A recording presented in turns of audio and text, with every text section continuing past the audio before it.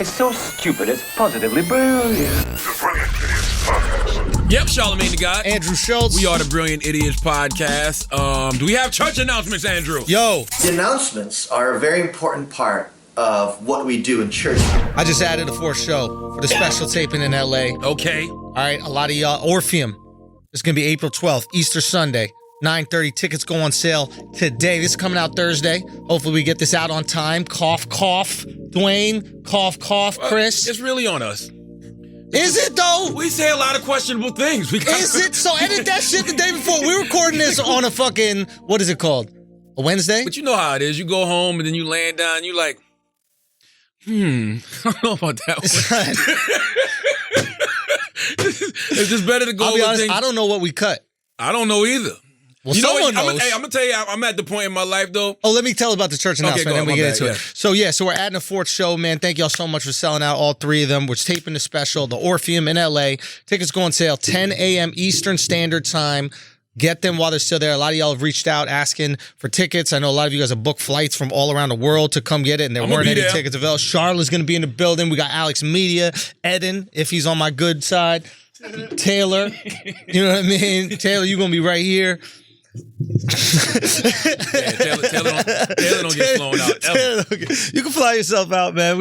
Hey, tickets go on sale tomorrow at 10. No, Thursday. Today. So as you guys are listening, go get them shits early, man. This is the last and final show. We cannot physically add anymore. I hope y'all will be there because y'all made this happen, and it means the fucking world to me that you even want to come. I can't believe that we sold out this many. So that's it. That's my big church announcement. Besides that, we're in Atlanta this weekend, all sold out. We got some tickets left for Alabama on Sunday. TheAndrewSchultz.com for the rest of the cities. I don't know what I'm doing. I know today's Thursday, so I'll be in Monk's Corner tonight. Okay. Mayor Pete Buttigieg. Got Mayor Pete in Monk's Corner, so we're going to have a conversation Shout tonight. out to Mayor Pete, man. Shout out to Mayor Pete. We're having a conversation tonight about economic equality for all. How can we have economic equality for all? You can't. Yeah, you really can't. I mean, someone's going to have to work for someone else. And that's the thing. Like, right? like when we say that term, like there's never going to be economic equality. So don't say it like that. That's why I hate that term. Yeah, it can't. It'll never be that way because it's going to always be somebody who has more than the next person. How about we say this? Let's not kill people with extreme capitalism. Why don't we just say exactly what it is? Let's not starve people to death and pay people less than they can afford to live on. Fuck the idea of equality. Why don't we get people out of the mud? We just need economic empowerment. That's all. And those who have economic power should be trying to figure out ways to use that economic power to empower help other people. Others. That's it. Because equality don't sound right. Because guess what? None of us will ever be Warren Buffett. Hey, none of us will ever be Bill Gates. Let me ask you a question. Okay? Do you want to be equal to everybody? Mm-hmm. Economically speaking? I mean, no. But I'm only basing that. But I'm only basing that off. You like Anguilla empty? Yeah, I'm only basing that off the standards of the society we live in. Of course, you know what I'm saying. Economic equality is communism. It's the exact thing that America has fought against and fought wars in the world all over. It's a grand concept that just will never be achieved. Now, because we don't want it. Economic empowerment can be achieved. Now we talking. Now, can we help people? Be able to not have to work 2 jobs to get by, not have the motherfucking, not be able to eat, you know what I mean, have a roof over their head. Yes, I think there's a way for that to happen. I want a poor person with no education but drive to be able to become a millionaire. Well, you can do that. In their life. Yes, you can. You don't need the government to do that. Oh, America's we know set that. up for that. Oh, exactly, right? Oh. So America is the best version of it. Now, here's the question is not everybody has that drive. So how do we create a system where the people who don't have that kind of insane drive for success, how do we create a system where they're still comfortable, where they can enjoy their lives, where they can have a family, you know what I mean? They can get their manicures and shit. And that's what I mean by, manicures might be a luxury, but that's what I mean by, you have teeth for, okay. But that's what I mean by economic. Son, we out here putting a man in manicure, you know what I mean? But just economic empowerment, finding a way to empower people economically, that's all. Economic equality sounds like a very far-fetched idea. It is. You got to ask Pete Buttigieg what he thinks about the manicure. Oh, Pete definitely gets manicures. He's into the manicures? I get manicures. Woo! You don't get manicures? Bro, I got manicures when I was in college. Bro, I get manicures and pedicures all the time. Pedicures, I've got with my girl. No, I get both. That's to me, that's a part of self-care, and it really does it really relaxes me. Like, it's nothing like being in that chair, having somebody rub your calf muscles and rubbing your feet and fucking taking that goddamn black rock and putting it up under your feet so it warms up. Oh, I love that shit. Get that green tea scrub. Ooh, or the honey and milk. Honey and milk. Ooh, I like honey and milk too. I've never had that one. I love a good spa manicure, pedicure. Baby. Yeah. I'm all about that life. So, yeah, I'll be with Mayor Pete today in Mouse Corner at Atlantis Seafood Restaurant. You're doing it at Atlantis Seafood Restaurant? Atlantis. It's a restaurant in Mouse Atlantis. Corner called Atlantis. Okay. Yeah. So I'll be there at I think doors open at 6:30. Shout out to Mayor Pete, man. Talking to the people. Now, do you text with Mayor Pete? With email. Oh, so you can shoot him an email right now. Yeah. Ask for his number. It's so interesting though with Mayor Pete, right? Like I don't want, I only have out of all the Can we candidates- text your most famous colleague? It depends what field though. Let's think about can you text Hillary Clinton? No.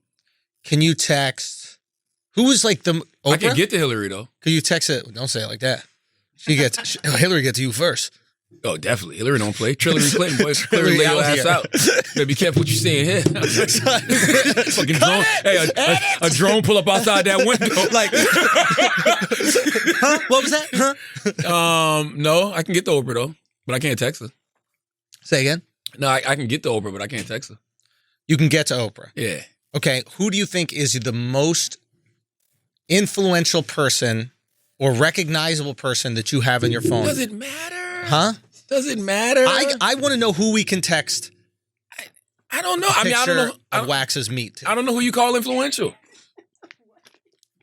Plus, all of those contacts, like, I'm not the type of person to abuse them. Also, what's more interesting, I get more reaching out to me than I do to them. You know what I'm saying? So, yeah. And then, like I said, it just depends on what you call influential. It's like what field. Yeah. It could be tech. It could be venture capitalists. It could be politics. It could be film. It could be music.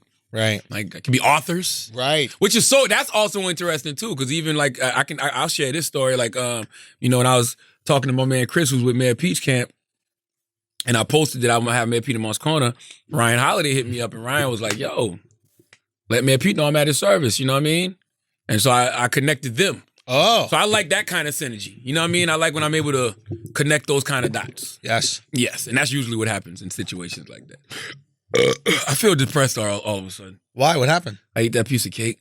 And that brought you down. That shit brought me so fucked down. Because you couldn't man. control yourself. I had cake 2 days in a row, yo. Yeah. I had and it was the same cake. What's the name of that place, Taylor?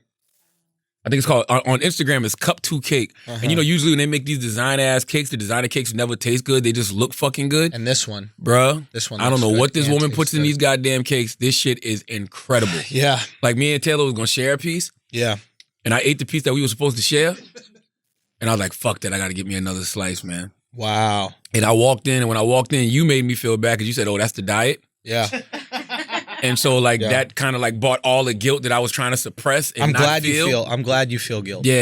And I'm I was glad you feel like shit. I did. And I was in the gym yesterday busting my ass, man. And now I feel like bad. Like, Yeah. because I ate that fucking piece of cake. Yeah. Well, you should be hard on yourself, man. That's the only way to change. I'm not fat, though. Like, I feel good. I feel good about You've my been life. looking like shit lately. That's not true. I feel good. I feel good.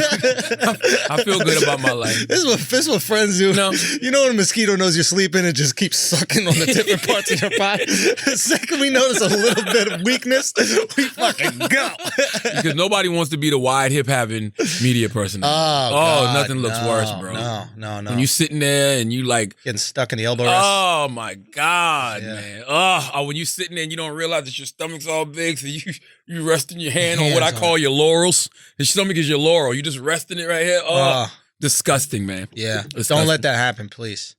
I was at the iHeart podcast. Oh, and you know what else makes me feel depressed? Yo, go on. You said something funny, and it got back to me randomly at the iHeart Podcast Awards. What was it?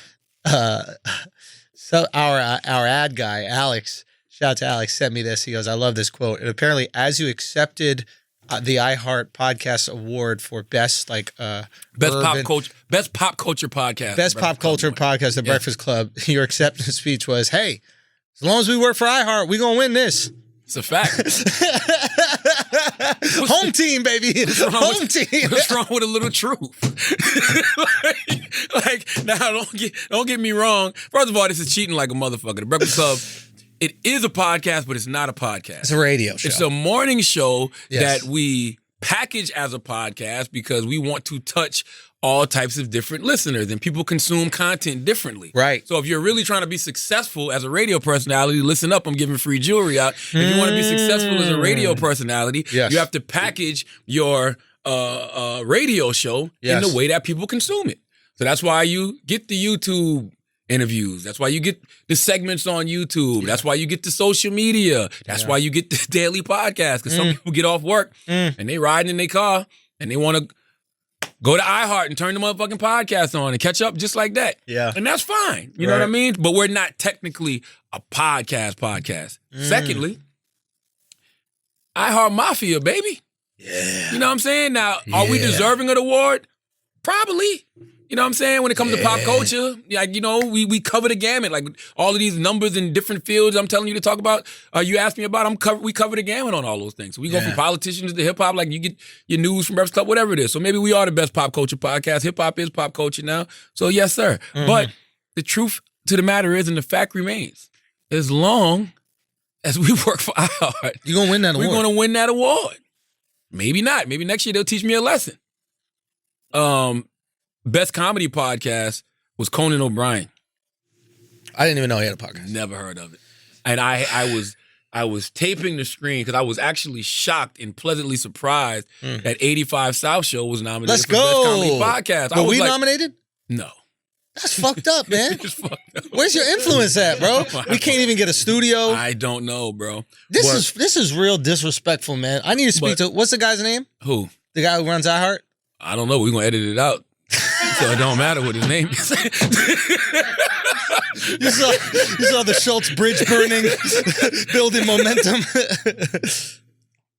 What's that? No, I wasn't. Anyway. Yeah.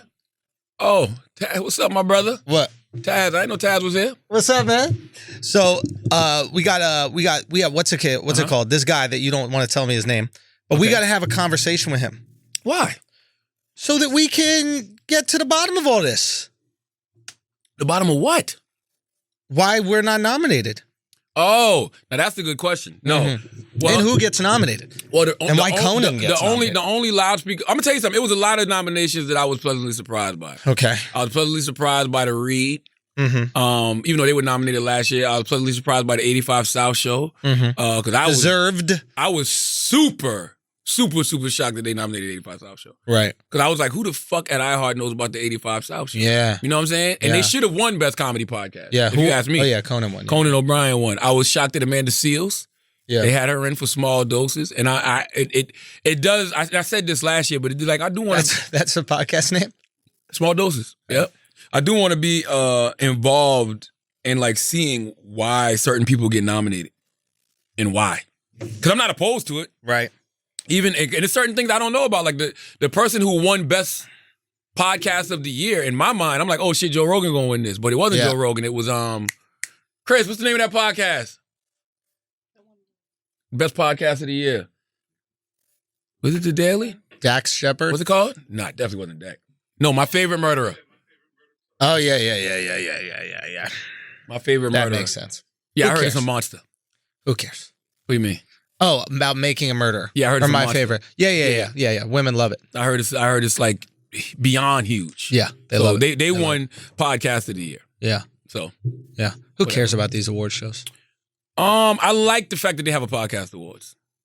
And the reason I like the fact of it because, you know, it validates the space. Why do we need their validation? No, we don't need their validation. I'm saying it validates the space of podcast. None of these podcasts need the validation because they have millions and millions of people listening. Yeah. But I'm saying it validates the space. Yeah. It makes podcasts look like a very viable genre. Yeah, I think that made a lot more sense when like you needed validation to convince advertisers, et cetera, right? Mm-hmm. But advertising works so different with podcasts now. So you could tell if your podcast has influence or not based on the call and response. When we say, hey, use this offer code, and then we have thousands of people go use that offer code, we don't need an award. Yeah, but all we need is our advertising agency to go, yo, this is the return that you get when you fuck with the Brilliant Idiots. So it's like those awards were really important back in the day to convince Ford or GMC or Crest or Colgate to advertise on the show because, hey, it's a Grammy, not a Grammy, or a Golden Globe, whatever. But no, that's going to be the same for podcasts, though. I don't think so because at the end of the day, it don't matter how many awards you got. If you don't get any call to action, if you don't get any response, nobody wants to advertise. But you're getting rewarded. From what I'm seeing, you're getting rewarded by, it's a numbers thing and it's an impact thing. Exactly, but that award doesn't necessarily mean impact, right? Like there are certain people who will win awards, right, that might not have the same impact. So now are we judging the skill or are we judging the impact? Yeah, but because advertisers could give a fuck about the skill. They want to know impact. Yeah, but any skilled artist will tell you, and I've had conversations. I remember I was actually having this conversation with Wale because I was wondering the same thing. I'm like, yo, when you get nominated for Grammys and when you win Grammys, does it really change things? And he's like, fuck no. He said, fuck yes. Didn't he just get dropped? What do you mean? Didn't Wale just get dropped by his label? No, man, Wale just had the #1 record on the charts. Before that? No, this is like last year. I think he got dropped, then he went with a new label. He's with Warner now. So, and I think he was Universal, right? And then he got dropped? Nah, he was with, who was Wale with? Wale was Atlantic, I think. I'm not trying to hate on Wale. What I'm trying to say is Wale did that. Whether he did it with Universal or Warner, it doesn't matter. That's Wale to earn that thing. And the people fuck with him to get him. But sadly, we live in a world where that type of shit does matter. Like when they can say New York Times bestselling author, when they can say platinum recording artist, like when they can say you sold out the fucking Orpheum 4 shows in a row. But that's different. That's sold out of the title. Those things that you're saying are different though. How? Because New York Times bestseller means you got to sell a certain amount of copies, right? Mm-hmm. Platinum recording artist means you got to sell a certain amount of copies, right? True. Selling out the Orpheum means you got to sell a certain amount of tickets. Winning an award just means some tastemakers go, I liked that person's sound. I liked, because, you know what I'm saying? By that argument, what's that? The white kid from Seattle that raps about like clothes that people wore already? Macklemore. Yeah. When he won the award, he should have won it. By your argument, he should have won it because he sold more. That's what you're saying. Though. We're conflating two things. Right. I said that the iHeart or any podcast awards solidifies the space of podcasts. Not individual. I hear what you're saying. Podcast. It validates that whole space. I hear what you're saying. I just think it validates it to a group of people that are going to die soon. And I feel like the youth don't really care. Like I don't think like 18-year-olds are walking around like, man, if you don't win an award, it ain't real. Them the same motherfuckers who think about to kill themselves because they ain't get no likes. They about to kill themselves because Instagram's taking away the likes. Because yes, they care about validation. Yeah, but they got their own version of validation, which is right there. It's the likes. It's not one big person pointing and saying. It's everybody. It's the people. They care about the people's validation. How many views? How many likes? What kind of response? How many comments? They really, like this new generation, new media, they get excited about the people. They get excited when YouTube sends them plaques. 100%. They get excited when BET does them social media awards. Yeah, but you're making my argument. What do you mean? What I'm saying is right now we live in a generation of numbers. And before, for Oscars back in the day, it could be a movie nobody saw. There was a movie called The Artist where there wasn't even any sound in the movie, and that won Best Actor or Best Movie or some shit. Nobody even saw it. But these people that were part of the Academy are like, well, this is the best acting. And now we live in a world where it's like, motherfucker, we don't care if you got the best. Where are the numbers at? I think people say that until you create award shows, bro. Like if you was to do a YouTube awards and you was like I'll give you an example. When they do the YouTube upfronts, right? Mm-hmm. It's people mad they not on that stage and they not getting recognized. I'll be honest for their with you. YouTube page. I'll be honest with you. I get it and I understand the sentiment. I 100% understand the sentiment. I get it. But you're saying it don't matter though. In the long run, it don't matter because if you really, I think when you have nothing, you care about anything. Mm-hmm. Right? When you have nothing at all, someone writes an article, someone tweets something about you, you're like, thank God, someone's validating me. And then when you have the people, when you have success, you're like, oh man, they didn't include me on that list. Until you're somebody like, what's homie name? I'm about to say Russell Brand. Not Russell Brand. What's the comedian name? Ooh, Gervais. Nah, the big dude. He sells out all the shows everywhere, but he still wants to be in movies and stuff. You know who I'm talking about, man. He's a comedian. We had him on Breakfast Club a couple of times. Russell Peters. Oh, yeah. Russell Peters. Yeah. To me, Russell's living the life. Yeah. Russell's selling out all these shows. He's making money. Yeah. But Russell wants to be known a little bit more. Russell wants to be in movies. How He old wants is Russell, though? TV. So Russell's Oh, Russell's the last generation. Russell's grandfathered into this shit. Russell came from a time where he's 49, he's almost 50 years old. So he came from a time where you use stand-up. A lot of people use stand-up to be a movie star, be an actor. Mm-hmm. Now we live in a time where you could just do what you love. Listen, I agree with you. But I'm saying people still love awards, bro. They do. Look, everybody Yeah. loves being told they're great. Mm-hmm. I just think now we're living in a time where like these things mean less and less. There was a time where I bet if you won Best Actor, your next movie was 10x, 10 times what you made for the last That's one. the point, though. And now that's it what, ain't like that. That's what even Wale was saying. He was like, yo, you get nominated for a Grammy or you win an award, now all your prices go up. So now you're able to charge more money for these people to come see you, and the people don't have a problem paying it because they're like, oh, this my guy's Grammy nominated, my guy's whatever. I think it used to be like that, and then there were a bunch of people who won Oscars and shit, and then nothing panned out. Like that shorty that won Oscar for $1 Million Baby. Who? What's her name? Remember $1 Million Baby, the girl that was fighting in the Clint Eastwood? Nah, she looks like Sandra Bullock. Not all of us look the same. You fucking asshole. You racist. Sandra Bullock. You like, racist. Like nobody knows Sandra Bullock? Nah, Hillary Swank. So she won the Oscar, right? And Hillary was popping. You sure, bro? Yes, she's in movies, but she's not getting that fucking real money. I'm not gonna sit here and act like I know about Hillary Swank, but I hear her name all the time. But the awards matter because when a movie you never heard of wins an award, you're like, oh, let me go check that out. 100%. And that's what I think helps podcasts. Like all of these, like the Hollywood Reporter, Variety, all these different people covered the podcast awards. So it's people that probably didn't even know anything about this shit. Let me clarify. Mm-hmm. I'm not saying it's something or nothing. What I'm saying is the influence of these award shows and winning these awards is way less now than it used to be because we actually have metrics to see if people like something or don't. That's all I'm trying to say. Yes. That's all I'm trying to say. It's slowly decreasing and becoming lower and lower, whereas in the past, it was probably everything. Like if I Love Lucy won a fucking Golden Globe or Emmy, whatever that shit is, you're like, oh, I guess that's the best show. You still had ratings back then, though. Yeah, you had the Nielsen ratings. Yeah, you still had ratings. It was, yeah. And even with hey, that's an interesting argument too, though, because even with music, some of the wackest shit sold the most records. That's the thing. You know what I'm saying? So it's just like, and by the way, that's why I always say music is subjective, because just because you think just because I may think something is whack, that shit sold 5 million people love that shit. You know what I mean? McDonald's is whack. I dare anybody tell me McDonald's food tastes bad. I dare you. Well, you wrong. Everybody who could really argue with you is dead. And Big Mac killed their ass. You know how good food got to be to where people go, yo, this is probably going to kill you. You be like, all right, we'll get there. It's like drugs. It's literally like drugs, yo. So tell me crack is bad. It is. It's Tell like me drugs. cocaine is bad. No, in terms of feels bad. Like, yeah, we know it's bad for you, but nobody on crack is like, man, I wish I didn't smoke this crack. Yeah. When they later find themselves, sleeping their own piss, maybe they wish they didn't smoke it. I was comparing something to drugs the other day. What the fuck was I comparing to drugs? Anal. Was it anal? I don't think it was anal. It was something where I was saying this shit is just. Is it anal because right afterwards you immediately regret it? I don't know what it was. I see, once again, subjective. Right? If somebody out there listening to this podcast say, Andrew don't know what the fuck he's talking about. Son, you pull out, see a little doodle in your dick, you're like, what was I thinking, bro? Anal ain't for you. Say what? Is it? Wait, what are you saying? Hold on, what are you saying? I said anal ain't for you. Anal ain't for me. Who Then was it for? I'm like, is it?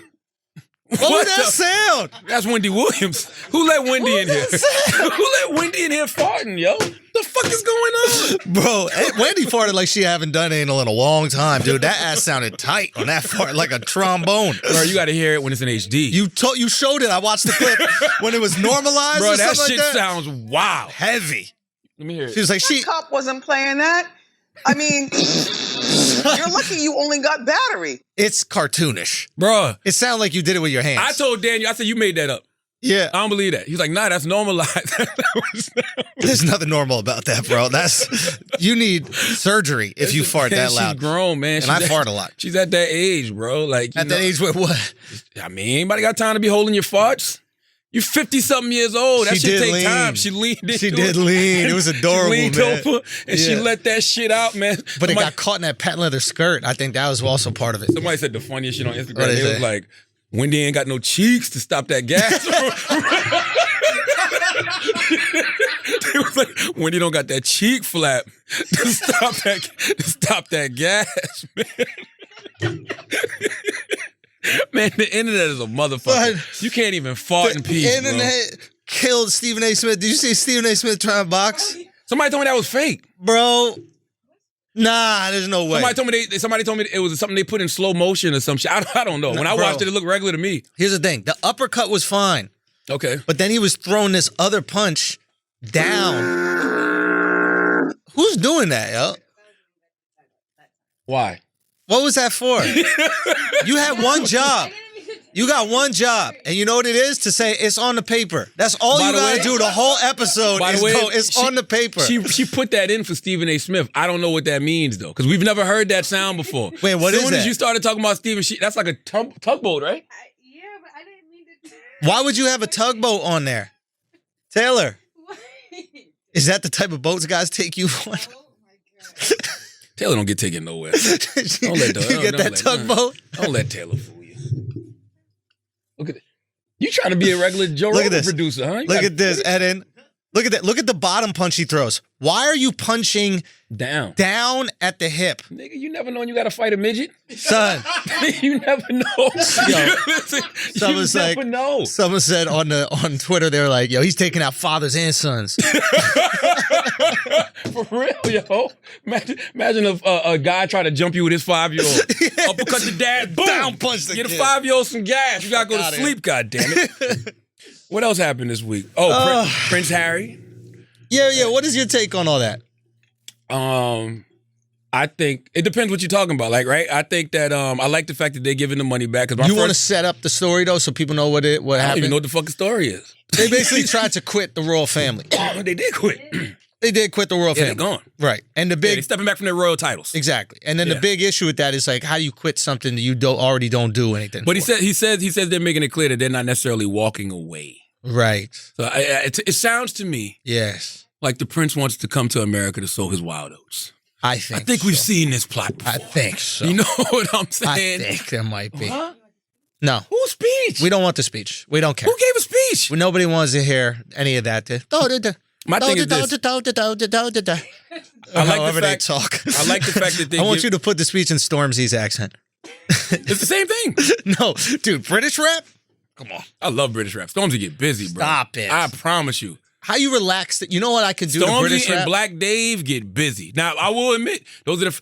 But I used to like Crepton Conan. They had one song that I liked. Yo, they're gonna kill you for how you pronounce this guy's name. that's Every a group. time you try to say, It's a group. It's a group. Son, every time you try to say, Hold on, let me make every sure. time you try to say whatever the fuck they are, I It's don't know how to Crepton say it. Conan. No.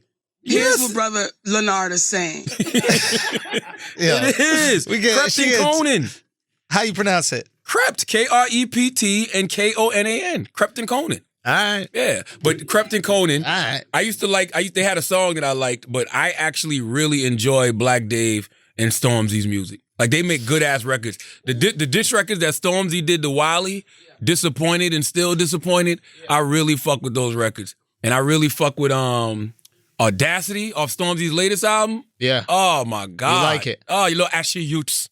Little ashy youths get Here's the around thing. me. Here's the thing.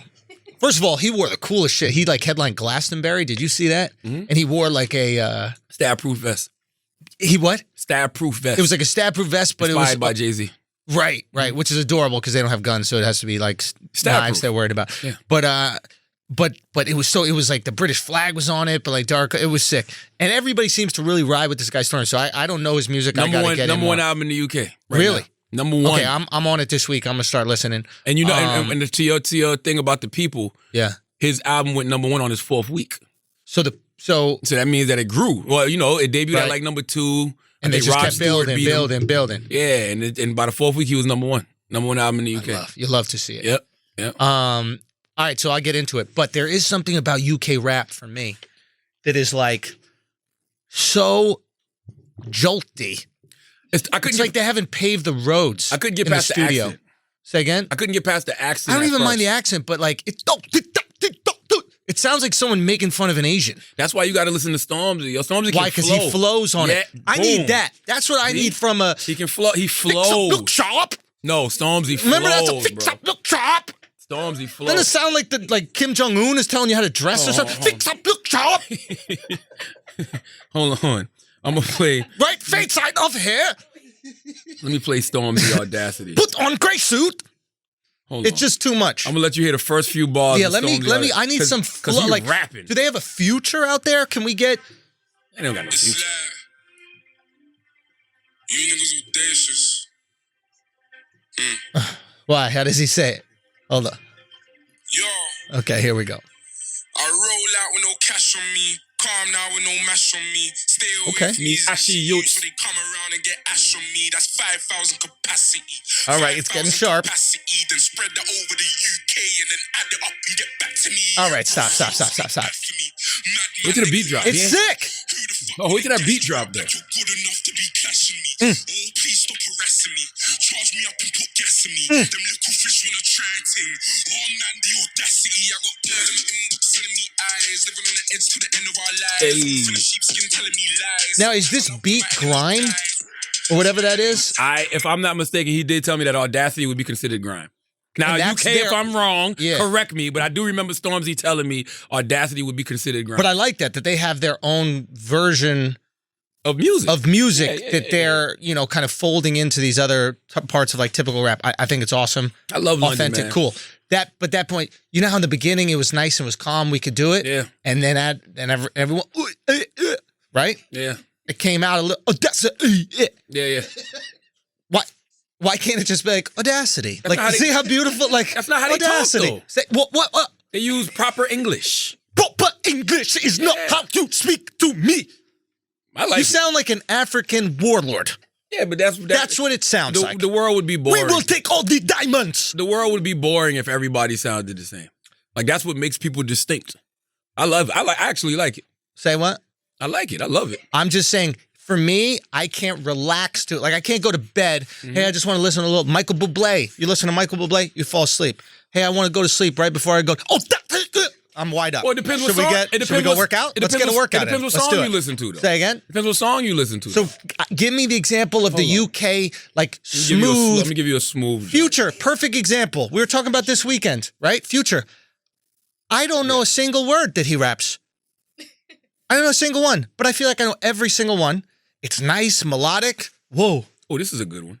Whoa. Whoa.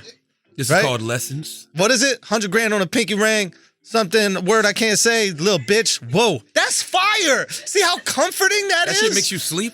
Oh, I want to go to bed. You must be on the same drugs Whisper that me to Future's on. bed, You Future. must be on them Percocets. Percocets. Do perks make you sleep? 100 grand on a pinky ring, little bitch. Whoa. That shit is hot. I don't even know if that's the line. Here you go. Listen.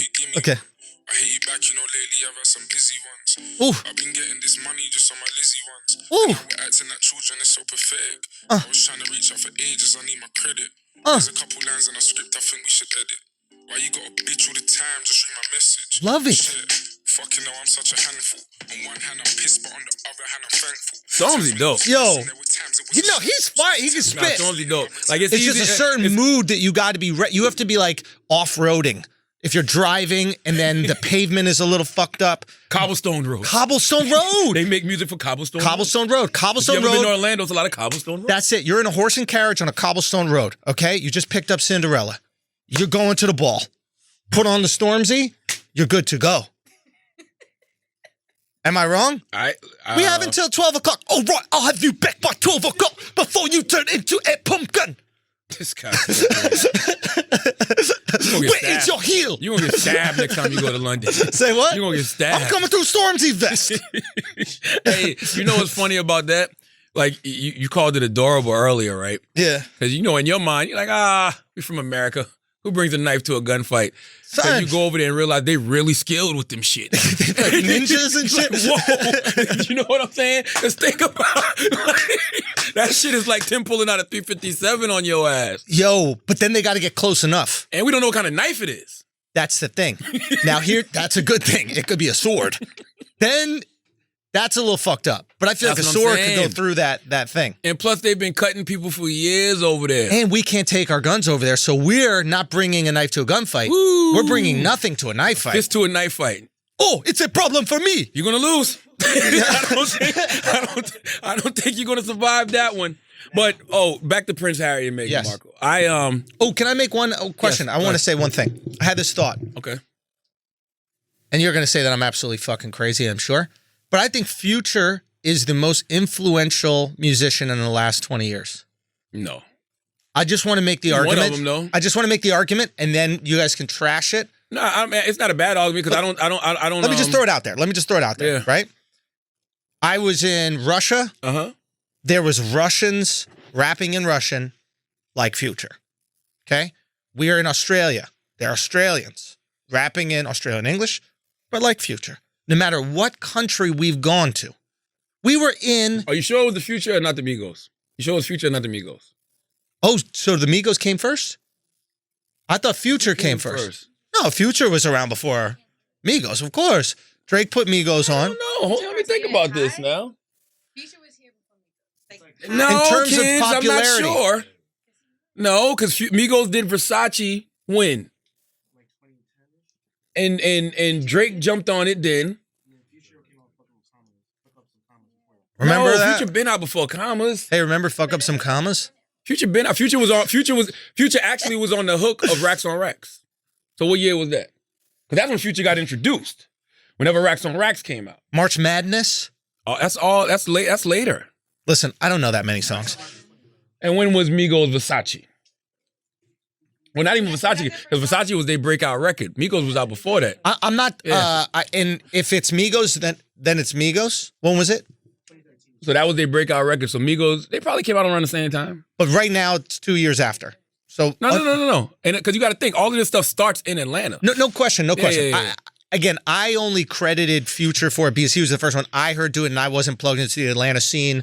Like, obviously people in Atlanta, you other people super in hip hop. You guys know I know nothing about it. Yeah. All I know is everywhere I've traveled, I've heard people imitating Future. Now, I'm sure there's people imitating Drake as well, but Drake raps in a more traditional way. It's not so dissimilar to other rappers we've heard. Future is a unique type of sound, or maybe it was Migos, but that Atlanta sound is a completely unique type of sound that I've never heard in hip hop before. Maybe the closest was like when you heard like the Hot Boys and like what's his face was I'm hustle, I'm a kill, huh? I mean, listen, What it's a was lot his of name? people. I used to say Future. Juvenile was kind of rapping in that kind of almost mumble type of way. I guess what I'm saying is everywhere No, we've gone man, around the Juvenile world, could rap his ass off. the first song, Ha, Yeah. he rapped in the mumble style No. and finishing every bar with Ha, just like Future does when he finishes every bar with whoa or finish every bar No, with what are you whatever. talking about? Have you heard the song Ha?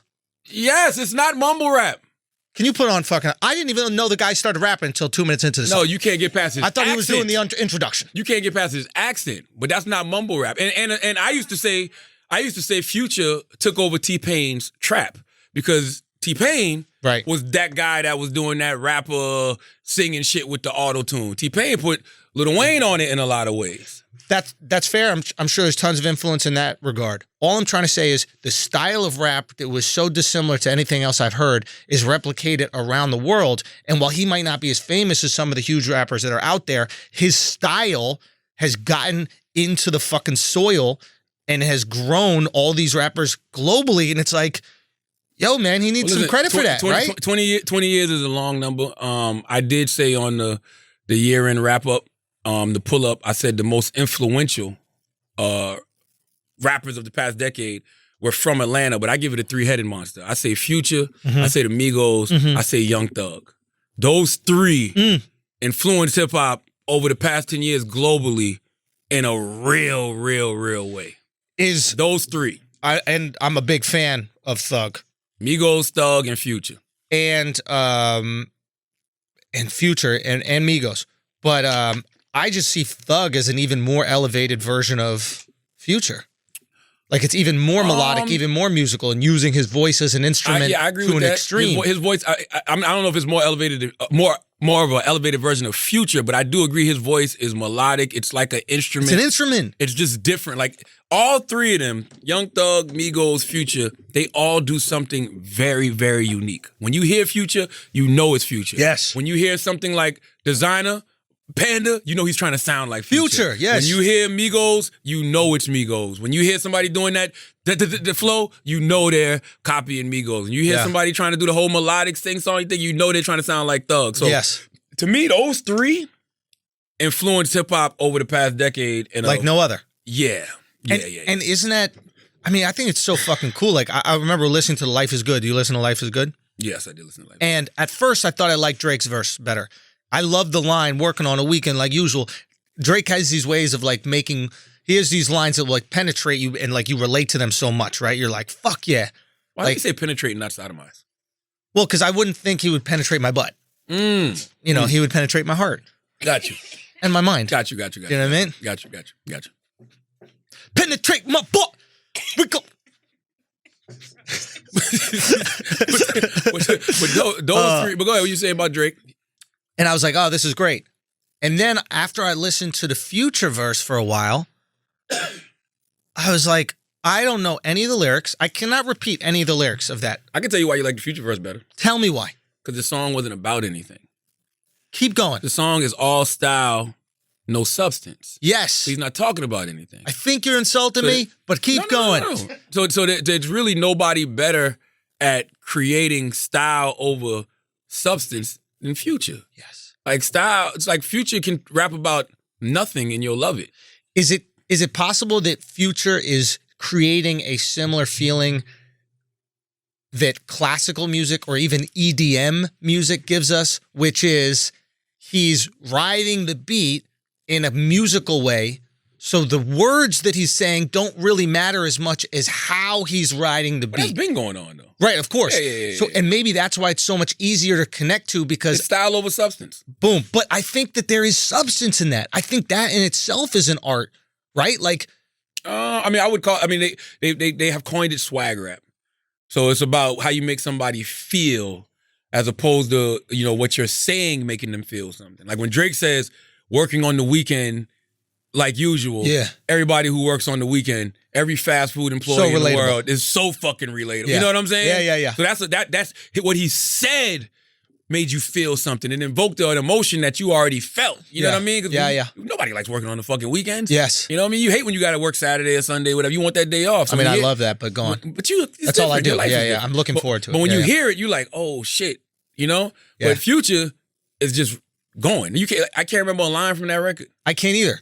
100 grand on a pinky ring, little bitch. Whoa. And I'm sure he said that on a million different records. And I love it every time. But there is something to just the sound of it that might be enough. Like maybe that same reason why we're, so attracted to EDM. These EDM festivals draw, hundreds of thousands of people around the world. They fill up arenas. It's a feeling. It's a feeling, right? Yeah. They're tapping into the fucking heartbeat. They say it's like you're in the womb again when you're into an EDM song. And maybe he brings some of that to rap where you just kind of like bobbing your head to it. I don't care what you talk about. Talk about coke. Talk about perks. Talk about all these things. I'm not even listening. Just give me that fucking feeling like you said, that beat. Bro, Atlanta been doing that for the past 25, 30. Atlanta, people don't want to admit it. Atlanta had a way longer run than New York had. Way longer. Way longer. It's still running. New York had the late 80s up until about 2000. When did hip hop start?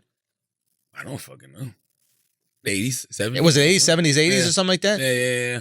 So, and then it runs right into what? West Coast?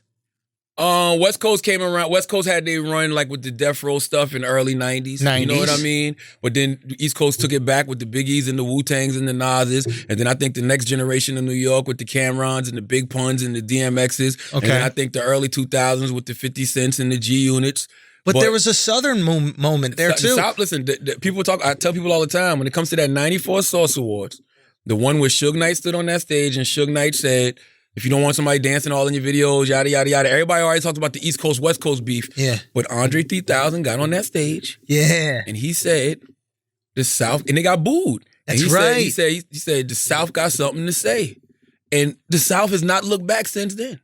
Like from Outkast to Goody Mob, that's all Atlanta. Then you go into the whole crunk era. Then you got the whole trap, the trap music that I grew up on, the T.I., the Jeezy, Gucci Man. You got that era. Yeah. Now you got this era with Future and Migos and Thug, like 21 Savage. Like, come on, man. You ain't fucking with Atlanta. Yeah. Like, you not. It's kind of not even close. Bro, it's really There's no not. one even close. Now, when you talk about rappers, I guess when you say rappers that were bigger, New York has bigger rappers, you know what I mean? But they're not as influential stylistically. I feel, don't they even knock some of the New York rappers for saying like even when French was coming up and popping, they're like, yeah, but you sound like you from South. You sound like you from down south. You sound like you from Atlanta. ASAP Rocky, same thing. But that's is that what they said about ASAP? Oh yeah, but that's just natural though. And the reason that's natural is because this new generation of New Yorkers, they didn't grow up on They Nas, grew up Wu-Tang. on the South. They grew up on T.I., Jeezy, Gucci, Luda. They grew up on that. So that's what their style was influenced by. But what intrigues me about the South is that they grew up on themselves, but kept evolving. Right? Yeah. So they too had the music from the West Coast. They too had the music from New York. But for whatever reason, they kept evolving within their own sound. Right? Yes. And that's what I'm curious about. So while the New Yorkers could have evolved within their own sound, they had tons of people to look up to. They could have had, they look up to Biggie, they could look Pac, Nas, all these people, right? Yes. I can tell you why. Yeah, why is that? This is my I can't tell you why, but this is my Yeah. theory. Because rappers from down south aren't busy judging other rappers from down south about what's real hip hop and what's not real hip hop. So New York had a sound in the late 80s. They had a sound in the 90s that they felt like if anybody wasn't doing, That's not real hip it hop. wasn't real hip hop. So therefore, some of the artists might have been afraid to evolve. You understand what I'm saying? It's interesting You know? because if you move out of this sound, now Yeah. you're not real hip hop. We care so much about being real hip hop Absolutely. in New York Absolutely. because it's an identity thing. That's why this new generation of New York artists had extreme success. That's why Nicki Minaj had success. French Montana, A$AP Yeah. Rocky, Cardi B, Tekashi Snitch 9. Like, that's why all of these people, this is why they had success. Because Okay. they weren't limiting themselves to what real New York hip hop is. So But then again, you got Griselda now, and Griselda is all 100% real New York hip hop. Like, Right. denim jean shorts and Timberlands in the summertime, Yeah. real hip hop. Yeah. And people love that shit. It's refreshing to some people. Yeah. Yeah. It is interesting that, like, when you give yourself some freedom to be creative, you can constantly keep evolving and then control the narrative. And those people who are restricted in their creativity can't be the influencers. No.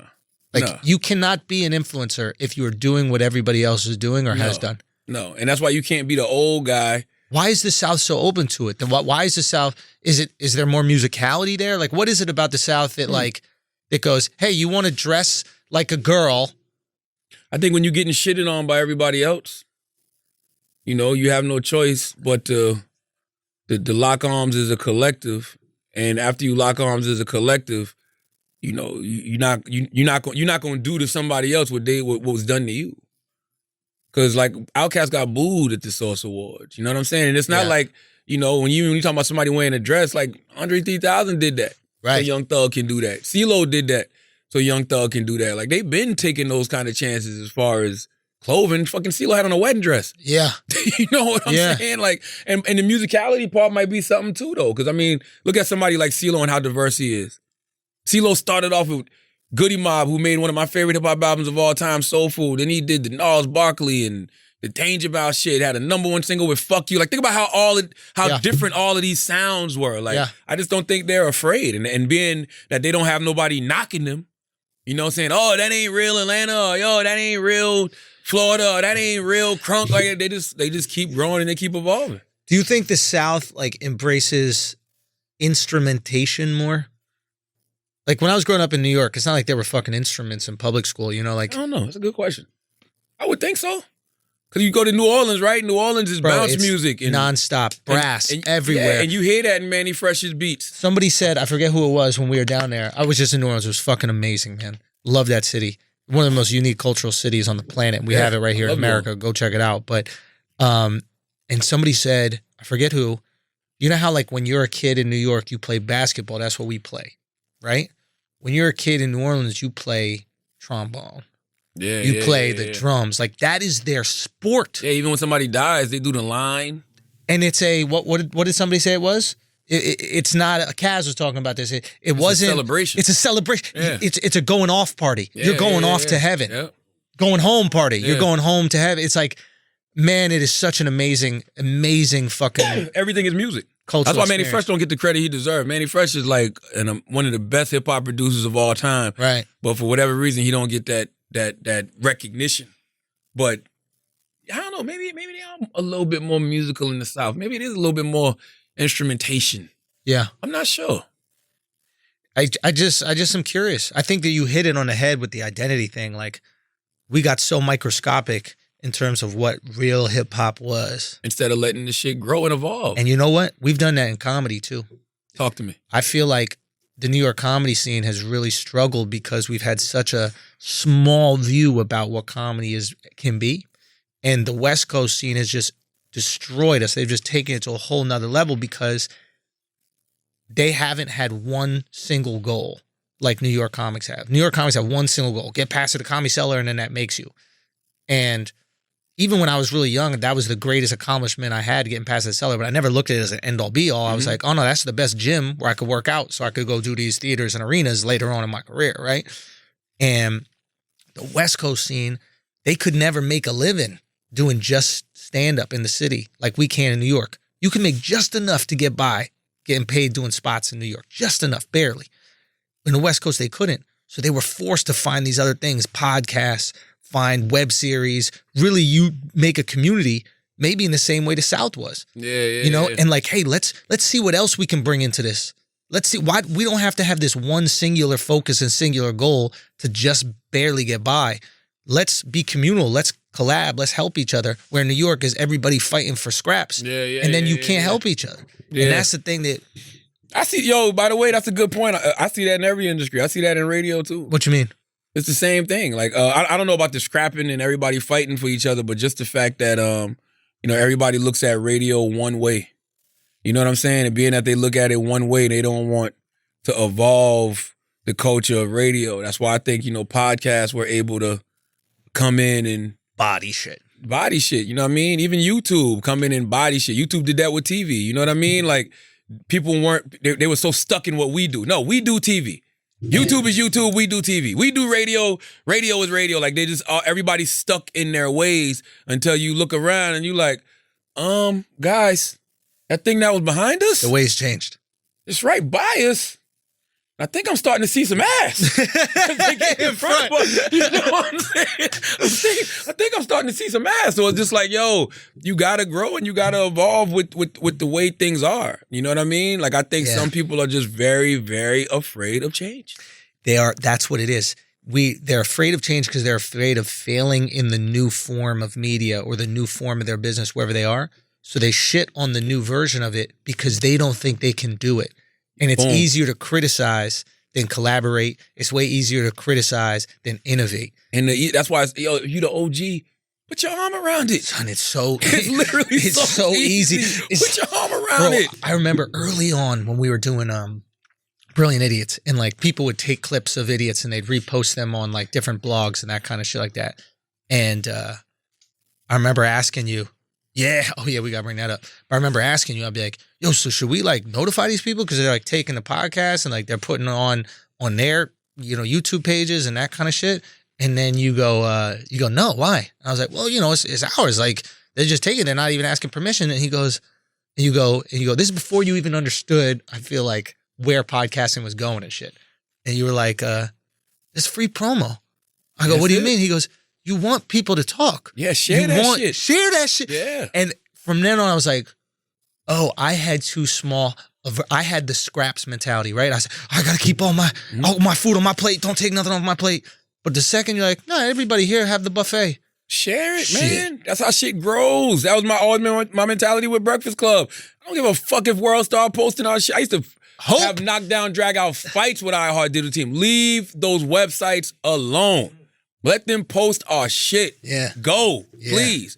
Now, when you have your own shit, when you got like YouTube, like when you're established and you have a YouTube, Nah, you might stop it then. Yeah. Only because Maybe if they're doing the whole thing, but if they're just doing a piece on Instagram, run with it. Like, let them have that. Yo, and by the way, some companies will take your shit off Instagram. stupid. I don't get it. Like, let people share it. That's what you want. Yeah. Like you can't have these conversations about hope it goes viral. And then And you're then when not it goes letting viral, you try to nobody contain it. Ain't no containing viral, motherfucker. Like, viral is viral for a reason. Once it's out there, it's out there. It's gone. There's nothing you can do about it. Yeah.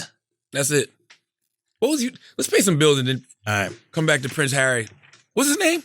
Yep, Prince Harry. Okay. And Meg, hey guys, turn your dream into a reality with Squarespace. Squarespace makes it easy than ever to launch your passion project. Whether you're looking to start a new business, showcase your work, publish content, sell products, and more, Squarespace is the tool for you with beautiful templates created by world-class designers and the ability to customize just about anything with a few clicks. You can easily make a beautiful website yourself. Squarespace's powerful e-commerce functionality lets you sell anything online, and analytics help you grow your site in real time. You do not have a business if you do not have a website. Simple as that. I don't care. I do not care what you do. You need a website, okay? You need a home, a place where people can trust that you have a real business. I don't care if you have a law firm. I don't care if you're selling lemonade. It doesn't matter. They are going to Google you and make sure that you have an enterprise, that you have a foundation. And right now, everything is digital. So put your digital foundation up. Use Squarespace. You get that domain if you need it from Squarespace. They'll help you. They got 24/7 award-winning customer support, okay? Everything is optimized for mobile. That's where people go to websites now. So make sure your website is optimized for mobile. Nothing to patch or upgrade ever. Head to squarespace.com/idiot for a free trial. That's free. And when you're ready to launch, use the offer code IDIOT and you save 10% off your first purchase of a website or domain. That's squarespace.com/idiot. The offer code is IDIOT. Go do it. Now let's get back to the show. No, let's pay some more bills. Oh, let's pay Why some not? more. Shit, we out kicked here. the fuck up with these out mid here, rolls, you know baby. what I mean? You know what I'm saying? You ever wonder why traditional button-ups look so long and baggy? Because motherfuckers is stuck in the 90s. That's why. All right? And they were never meant to be worn that way, okay? Untuck It shirts were specifically designed to be worn untucked. That's right. Untuck It is the brand you've been looking for. I know the jokes that you want to make. Yo, but if I say I know, look at that laugh. Look at that laugh. If I say I know, then you don't have to say it, and we can get through the ad because I know where you want to go. You're right. It's the original untucked shirt. A modern solution to an old problem with no tucking or tailoring required. No matter No your tailoring? size. No tailoring. No tailoring. Oh, I was thinking a different type of tailoring. You know, a little cut and sew. Oh, a little custom. little cut and sew, dude. Little cut and sew. No matter your size or shape, there's shirts of the perfect untucked length. Have you been frustrated with shirt buying in the past? How has Untuck It changed your shirt shopping experience? What do you like most about Untuck It compared to other brands, okay? Well, We want to know. we do want to know. With more than 50 combinations, Untuck It shirts look great on tall, short, slim, and athletic guys of all ages. How well does Untuck It fit your frame? What did you think about the material, design, and color options? Have you even browsed online? Have you checked out the brick and mortar stores? Look, we trying to help you, man. What did you like most about the shopping experience, okay? Listen, just go do it. Don't take my word for it. Try Untuck It for yourself. Visit untuckit.com and use code IDIOTS for 20% off your first order. They even offer free shipping and returns on all orders in the U.S. That's Untuckit, UNTUCKIT.com. Promo code IDIOTS for 20% off your first order. Now let's get back to the show. Now, Prince Harry, Meghan Markle. What's your take? When I first heard that they were doing this, I was like, all right, well, give all the money back. You know what I'm saying? Because taxpayers in London, they built their house. I think it was like $3 million. I heard that they're giving that money back. Cool. When I heard that they, wanted to come to the States or Canada, wherever they're at right now, first thing I said to myself, if they're looking for privacy, they're not going to get it. Paparazzi is going to be all over them, no matter where they go. And I also said, when you're Prince Harry, Meghan might be different, but when you're Prince Harry, your whole life you've been royalty, bro. Your whole life, you've been waiting on hand and foot. Your whole life you've experienced levels of entitlement and privilege that we can only dream of. Yeah. That shit's only gonna last 3 months. You want it to be regular, my bro. That's true. You might run back to it. He's gonna be at the Western Union like Simeon coming to America, begging the Queen to send him $1 million. Right. Okay. So I give this shit. This is a phase they're going through. I give him about 3 to 6 months before he's back in the royal kingdom. Really? Yeah. Now, do you think that he wants to do this, or you think Meghan wants to do this? Listen, happy wife, happy life. So it don't matter what he wants. If this is what Meghan wants, I mean, he had to go along with it, you know? And plus, though, we don't know the ins and outs of the royal family. Yeah. That shit may not be all it's cracked up to be. Right. It may sound good thinking that, you know, you're getting your royal penis cleaned by a bunch of different women all the time, but that might not be what they into. Yeah. You know what I mean? So I doubt they still have that practice. I don't know if they ever had it. Yeah. No, they definitely had it back in the day. Really? Oh, of course. There was a royal cock cleaner. I was watching Bill Maher this weekend. Bill Maher had a interesting take. Bill Maher said, where are all of the woke warriors? All of these people who claim to be so progressive. And, you know, why are y'all still letting people run around calling themselves royals? You know what I'm saying? He was like, yo, we need to take away that name. You need to take away the name royal. Like, why? Because he said, what if someone said to Bill Maher, hey, I know you identify as the chosen people, being Jewish, but you should take away that name as the chosen. It makes people feel unchosen. That's wrong. I mean, I'm listening, and I might be misquoting him, but he basically was saying that, you know, there's nothing more unequal than being called a royal, than people bowing to you and saying your highness and all of this other shit. So he was like, you know, where are the woke warriors to take that away if we having all these conversations about equality and inclusion and shit. And I'm probably misquoting him, but it was listen, it's brilliant idiots. We're in the ballpark. Yeah. You know what I I mean? hear you. I gotta see exactly what he said. Yeah. Because Bill Maher annoys me. Really? Yeah. I love Bill Maher. It's just annoying. It's so detached and privileged, some of his takes, especially on religion. Like, you don't believe in God. I know, but it's annoying. It's like he's a rich guy who has tons of money to do whatever he wants, and he lives in the first world to do that, right? And he's screaming at the top of his lungs that God doesn't exist. And then some poor person that's going to spend their entire life maybe being hungry, maybe they got to get a job cleaning some fucking pots or something like that, and their whole life they literally have nothing, and they're just hoping they get to go to heaven. He's like, hey, guess what? You don't even get that. But he don't know either, though. That's my thing. So then shut the fuck up. But why are you going to take away the one thing that poor person is looking forward to? It's like a douchey thing to do. I think it's just an opinion. I think all of us have to realize that everybody just has their opinion. Everybody has their different worldviews. If Bill Maher chooses to be an atheist, cool. If you choose to be a full-blown Christian who believes in God, great. Like, right. It's neither's right, neither's wrong. None of us know. Like, I can't. I'm just saying it's an easy place to come from. Like being rich and going, there is no God. It's like, it's really easy. And it's almost arrogant because you're like, hey, I did this all myself. I get all the credit. Like God gets none of the credit for where I'm at right now. I made it. I feel like it's almost a selfish version. Like people who have extreme success and like extreme luck, I feel like you should almost give it up to God more. Listen, I believe in God. I'm a God-fearing person. You know what I'm saying? But I'm not going to knock you if you don't. All I'm going to tell you is, God bless you. You know what I'm saying? I'm going to be like, yo, I really hope you're right. Because, boy, if you're wrong, based off everything I've read in Scripture, boy, you're going to have hell on your hands. Doesn't it seem weird? Like, why do you need to say that to folks, man? It's just, I don't know. But why you want to take away the thing that means so much to them? Like, why you want to remove that from them? If you watch his show, he's not pushy about it, though. Man, he did a whole documentary called whatever. And like, after he did that, like he's not pushy about it. Like even if it comes up on the show, people will be like, well, yeah, I know you don't believe in God. And he'd be like, eh. Like he don't. As long as that's the angle now. He's not debating. I retract what I said then if he's changed his ways. But there was a time I haven't heard him on Rogan yet. He's on Rogan now. Yeah, he did Friday, Rogan. I was watching a little bit. He said he never thought Cosby was funny.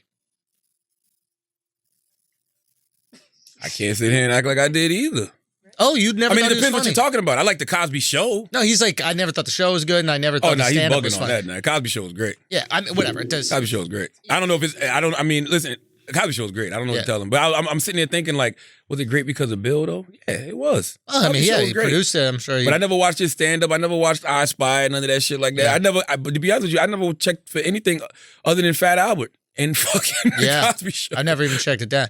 I don't know. It's just an interesting take that I find. Like the people that are like staunchly atheists, they're all like really wealthy. Like all these like real hardcore atheists like scream at the top of their lungs. And I know some middle class atheists. I mean, the ones that are famous. The famous ones. Okay, yeah, like the celebrity atheists. Because the first people I knew that didn't believe in God weren't even famous at all. They were just regular people. Like, right. Yeah. Say what? They believe What in do I believe in? themselves. I honestly don't I know. thought you was atheist for a while. No, I've never been. And I'm not. I wasn't raised with any religion, so I can't say that I'm religious. But I like the idea of there being something else out there. I don't know if it's a higher power. I don't know if it's an organized religion. Like, yeah, like maybe agnostic. Ain't that the shit in the car? No, but you know why I'm not agnostic? Because like, I think agnostic is like, I believe in God. I just don't know which religion is right, essentially. So maybe it is that. But I don't even think God is one religion. I think that. I think God. I think these are people. I think religion in its best form, like the most altruistic form, not in a version of religion that's trying to like maybe control people, etc. I think the most kind and warm version of religion is people who understood their relationship with God or the universe, or whatever it is, and they were like, hey, if we do these things, we feel better. And they tried to share those things with other people so they would feel better too. And when those other people didn't do it, they were like, all right, motherfucker, just do it and you'll go to heaven. But really, what do they say? Faith is in the works or something like that? Yeah, or, faith without works is dead.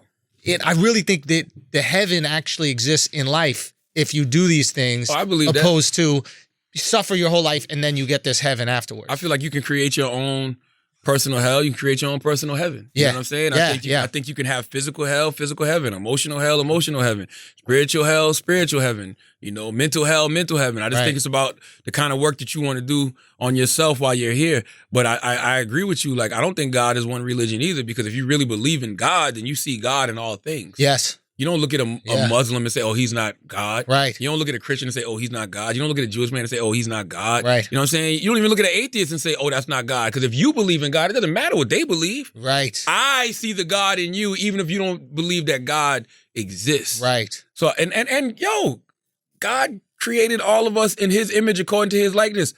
Who says we're not all images of God? 100%. Who says God ain't sitting back looking like, look at these stupid motherfuckers ain't arguing over yet. The same shit. You know what I mean? Like, I literally never gave these motherfuckers free will. But isn't that crazy? You know what I'm saying? All these religions arguing over the same shit. Like 90% of everyone is the same. Don't hurt people, don't steal, don't kill people, don't do all this other shit. And you're all gonna kill each other over the same. Literally, you agree on. Politicians don't even agree on this much shit. Nah. You know what I mean? Like, it's crazy. Yeah. It's And by the way, every religion, the root of what you all believe in is the same thing. It's God. That's it. It don't matter how you get there, how many times you pray to him a day. Do you believe in this? You all believe in this one entity called God. That should be it. Yeah. Like, that should be it. Fuck the practices. Yeah. You know what I mean? Oh, well, you don't do field service. Oh, you don't pray 5 times a day. Oh, you're circumcised. Yeah. You know what I mean? Like, who gives a fuck? Yeah. Doesn't circumcision have to do with something? Yes. Jews, Muslims get circumcised. Okay. Clean looking cocks out there in the Middle East. Ain't no sand caught in that dick. Oh my God. What if that's why they did it? What if that was the only reason? Is that sand was getting caught in dicks? This desert is in my dick. Desert in your dick. Your girl's like, stop it, honey, you got desert dick. And you're like, all right, hold on, let me get rid of that shit. What if that was the whole reason? Oh, man, mixing with the smegma. Can you imagine those little grains of sand with the So schmegma painful. under that foreskin? So painful. Because they didn't have beds, right? What do you mean? They're sleeping right there on the sand.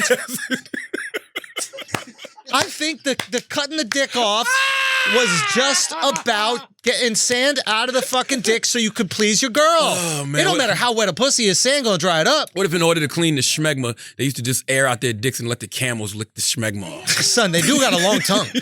That tongue could get in there. What if the humping the camel is years and years of schmegma because they can't digest it? It just sits there. It just sits there. It's smegma and sand. That's what you Schmegma make and sand. Yes. Yo, we figured out camel humps, Son, bro. we figured out camels, we figured out circumcised dick. Yo, think about it. Nobody who doesn't come from sand has a circumcised dick. Right? All these people in Europe, ain't no sand in Europe. They don't got circumcised dicks. Oh, that's Shan and smegma, bro. It's a Dude, deadly combination. It really is for the girl. Led to circumcision. For the fucking girl. Oh, my It's God, all considered for the girl. Come on, dude. Taylor, Google that. Just Google sand and uncircumcised penis. It I has just want to to see be. what comes up. It has to be. Yo, bro, it has to It fucking has to be. be. It's a You're not little gonna tell trunk. me it has to be, man. Yeah. Michaela's birthday is today. Ah. Come here, Michaela. She's 37 today. No, she's not. Yeah, she is. Stop playing. 37, bro. It's almost over for her. Michaela, you're 37 today? How old? 27. Congratulations. How Do we you have this feeling? mic on right there? Oh. Happy birthday, Michaela. Thank you. Bought you in for a little eye candy. You know what I'm saying? I was just sitting observing. Give you Cash App or something. Maybe you get $1. Hey. I'm serious. Can I solicit? Would you fuck a nigga who had Whoa, uncircumcised dude. pe- Whoa. 0 to 100. No, dude. Whoa. Would you have sexual relations? to you, man. Man, shut up. What the hell? Would you have sexual relations with a man who had sand and schmegma in his uncircumcised penis? Yes. No. But I have experienced like a guy, like when he takes off his pants, I saw like it was uncircumcised. And what did you do? Abort mission. Hold on. No. Stop. Abort mission. But it looks like a pussy and you hook up with girls. No, it does not. It looks like a turtleneck. Yeah, that's what a pussy looks like. No, a it loose doesn't. turtleneck. No. No way. Not mine. What the hell? You ever seen a pussy on a pussy? You ever seen a turtleneck on a hanger? I think it's something you need to tell us, bro. turtleneck on a hanger? A turtleneck on a hanger is not what a- filled that's up, what- so it folds this way and it just looks like a pussy. No way, Jose. Y'all don't hang your turtlenecks? So listen. Well, now I'm questioning the pussies that you Yeah, well, interacted listen, I'm trying to think who got I've you, seen bro. at least 2 pussies in my day. roast beef. Like that. Do we need to do pussies look another like roast Untuck beef. It commercial I real might quick? Son, I'm not gonna lie. I'm not gonna lie, bro. I'm not upset if the pussy look like the hotel bed after you kick it open. not. Oh my gosh! Wow. you know the hotel bed all tucked in under the mattress, and then you just get in there like, I'm getting comfy today. That should be tight, too, That should bro. be tight. You gotta That should kick be it tight as a open, bro. Give me some labia, Holiday Inn Express. There's nobody that can walk into a hotel bedroom and grab it with one hand and pull it back. I promise you, you're gonna have to be like, you're gonna have to move them big ass pillows and grab that shit and pull it back with 2 hands. I fucking promise you, bro. My God. Anyway, so yeah, we were saying before Charlotte came in with the most really forceful question. That was like. It was so strong. That was a strong question? Yeah. Like Stormzy's accent strong? Yeah. You ever fuck Ed with smack my accent on his dick? Yo, son, But we was just talking about it. I know, but for whatever reason, when we were talking about it, it was like an Arabian Night. You know what I mean? It was smooth and cool, you know. But then you came with that different energy. I got you. Oh my God. You, do what? What? Ask her what? Oh, about the sand and the dick. Have you ever had I sand thought we in? established Have that. you ever She had? answered it. Have you ever had sand in your vagina from going to the beach and maybe humping a sand? In it? That's a little intense. Like on it, and you gotta like wash Brush it yourself off? off. Yeah, Yeah, yeah. but in it, it's like, what do you? But you don't have schmegma though. You girls don't have smegma, but they Yeah. have discharge. But discharge don't cause things to stick inside you. I would think the schmegma would cause things to stick inside you. I wouldn't know. It's just your birthday. Yeah, we just wanted to give you a little love on your birthday. That's all. Hey, thanks for bringing this show to a We want- screeching halt. We want all, we want all men with uncircumcised penises to cash app you. No, it's like a lot. You gotta peel it back like a banana. What's wrong with bananas? Potassium. No, I'm good. I'm good. I don't- Listen, do you expect birthday sex on your birthday? Yes. Really? Yes. Wow. Do you expect a guy to go down on you on your birthday? I expect the guy to go down on me every time I Come have on, sex. yo, that's crazy. come on, yo, that's crazy. That's a crazy If thing I to gotta say. get you right, you gotta get me right. Nah. So listen, did y'all want birthday sex before Jeremiah's song? Or did Jeremiah's song When did that song drop? influence y'all I'm trying to think if I to was. want to have birthday sex? Was I a virgin when I? 2006. Were you a virgin? I was still a virgin, so You that don't didn't have remember? anything to do with it. Okay. But I was definitely like dry humping at house parties. That's crazy. Does he know he fucking tonight? Who? Whoever you having birthday sex with? I would love to have birthday sex. I'm probably not gonna get any. You're not gonna get any birthday dick? No, I don't do like randoms. Why not? I'd have like birthday sex like when I have a man. Why not do you. a random though? Why not every once in I a don't while like- just I roll don't the like dice? Hookups. Why not? No, It's hard for you to get vulnerable with another person. Do No, just uncircumcised penises look like melted birthday candles? Yo, fam, Yes. They do, right? Yes. I don't know how we got this back. What? I don't know what your obsession is with It's that. just all correlation. That's all. Birthday, smegma, candles. Cassium. Just pay some bills. Yeah, let's face it. Guys, for decades, Bill Cosby brought warmth and laughter into the hearts across the country, cementing his image as America's dad. The lovable, sweater-clad Cliff Huxtable from The Cosby Show was the perfect disguise for hiding who he really was. Until that last line, I was like, this is a tone-deaf advertisement. I was like, who ordered this one, Camille? Like, a brand new podcast from the Los Angeles Times, Chasing Cosby, is the definitive take on the rise and fall of Bill Cosby, featuring interviews with over a dozen survivors. The series is steered by the first-hand accounts of the encounters with the real Bill Cosby, the lawyers, the prosecutors, the jurors, the survivors, and for the first time on her own, Andrea Constand are all finally speaking out as one. Chasing Cosby. It is, bro. It's hosted by Nicole Weisengy Egan. She needed to just go by Egan. The lead investigative journalist reporting on the Cosby case since the beginning. Her relationship with him dates back to the early 80s when she turned the Cosby Show to cope. When she turned to the Cosby Show to cope with the family tragedy. And when the accusations began emerging, she got to the truth first. She listened to each story and got to making calls, asking questions, reviewing evidence, fielding threats from layers, and writing article after article to bring Cosby's dark past to light. In 2005, the allegations were first unleashed. Cosby emerged unscathed, protected by a carefully coordinated media strategy and bolstered by a society and judicial system that did little to support women coming forward. But then, in 2014, a little-known comedian named Hannibal fucking Buress, because he's not named in this ad, but Hannibal is going to always get that credit for what he did to Bill Cosby. Hannibal, you will never escape this, okay? All right? And they give Hannibal credit that he don't even want. Straight up.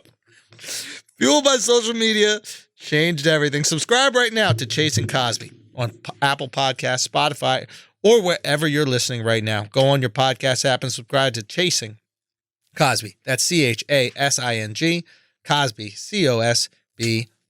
What if it was a woman out there that, wanted to Me Too Hannibal?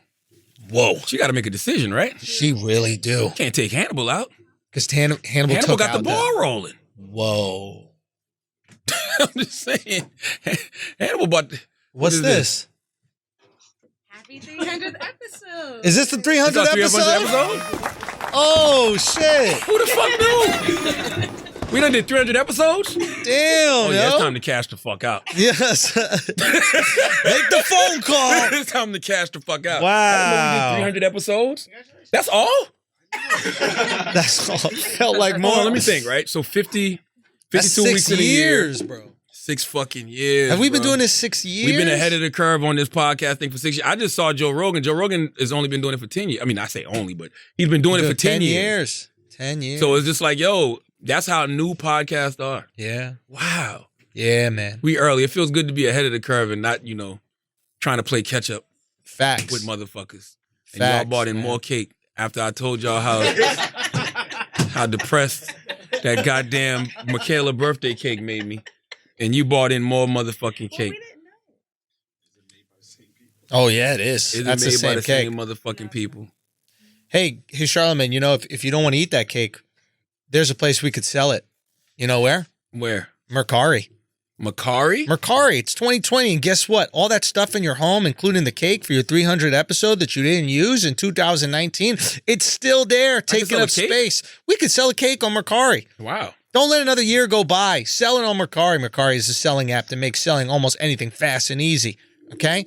Here's where you begin. Just go through your home, find all the stuff that you didn't use in 2019. I believe we're using this cake. The phone in the drawer, these jeans you only wore once, that handbag hiding in the back of your closet. Listing, baby. List them. It just takes minutes. You had a stroke? I think I almost had a stroke, bro. Strokes are contagious in this room. He's I have coming. one some weeks, Andrew.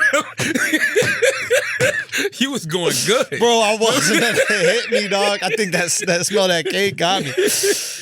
Anyway, just listen. It only takes a few minutes. You can take a few pics. Description, boom. Your item's up there for millions of buyers on that. Mercari will even email you a shipping label when it sells. Everything ships from there, so no awkward meetups with strangers. That's a pain in the ass. When you're selling on any of these other platforms, you got to go to a Starbucks and like look strangers in the eyes, hoping they're the one that's going to buy your old sneakers or something. Don't do that. Let Mercari handle it, all right? Over 500,000 reviews on the App Store with an average 4.8 star rating, so why not give it a try? Ring in the new year with less stuff in your home and more money in your pocket with Mercari. That's Mercari, Mercari, the selling app. All right, we got a few more things I want to discuss. First of all, I want to say leave Delonte West the fuck alone. Yes. I don't understand how y'all. I get jokes on social media, man, but when you see somebody that is clearly going through something, that has clearly been through something, yes, how the fuck can y'all be so quick to kick that person when they are already down? Yeah. And that's why I'm so big on mental health. That's why I'm so big on, telling people to invest in their mental wealth. And I'm going to continue to be a mental health advocate because clearly that brother was he's been dealing with bipolar or some type of schizophrenia or something all his life. Both of them. That he didn't get the help for. And being that he didn't get the help for it, it drove him to this. And I tell people all the time, man, I started going to therapy 3 years ago because I did not want to go crazy. Because it don't matter what your race is, don't matter what your religion is, don't matter what your gender is, don't matter what your status in life is. Yeah. Bruh, when that shit hits you up here, ain't nothing you could do but hold on and pray to that God you don't believe in, Mr. Atheist. All right? I'm serious, man. And by the way, you might get to that point where that's the only thing you can see is God. We don't know what those people are thinking in their mind. You know what I mean? All I'm saying is... all of them say God's talking to them. All of them say God's talking to them. Even the atheist ones that go crazy, they're like, oh, wait a minute. Absolutely. Absolutely, man. So I don't know how y'all can just make jokes about Delonte West so easily because we don't really understand the brain the way that we think we understand the brain. We don't understand neurology like we think we understand neurology, so we don't even know how you got to that point.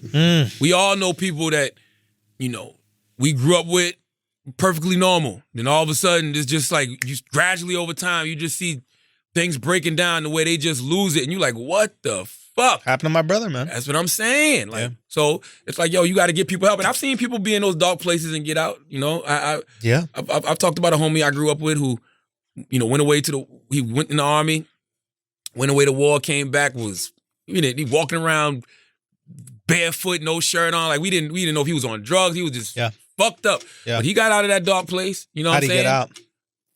I've never really had the conversation with him, man, to know how he got out. That is a conversation. I'm gonna bring my guy on. I'm gonna bring Yoruba on the podcast. Let's do it. I ain't talked to Yoruba in a minute. I need to hit Yoruba up. No, I don't want a slice of cake. Son, it's the 300 episode, son. Come on. And you gonna give me something that makes me depressed. Son, it's the 300 episode, bro. Shit, man. You gotta gain some weight. No, man. I had some of it. But listen, leave Delonte West. Oh my God. Alone. Really? Give me a little piece, Taylor. Oh my God. Just a little schmidgen. I used to sneak into my cousin Gloria's house when I was a kid, and she used to have this German chocolate cake, and I would cut like this super thin slice. It was so no thin you could almost see through it. So no one knew. That's a big piece. You deserve it, bro. Shit almost big as Michaela. Hold on, let me get a bite. 300 fucking episode. I'm telling y'all right now, man.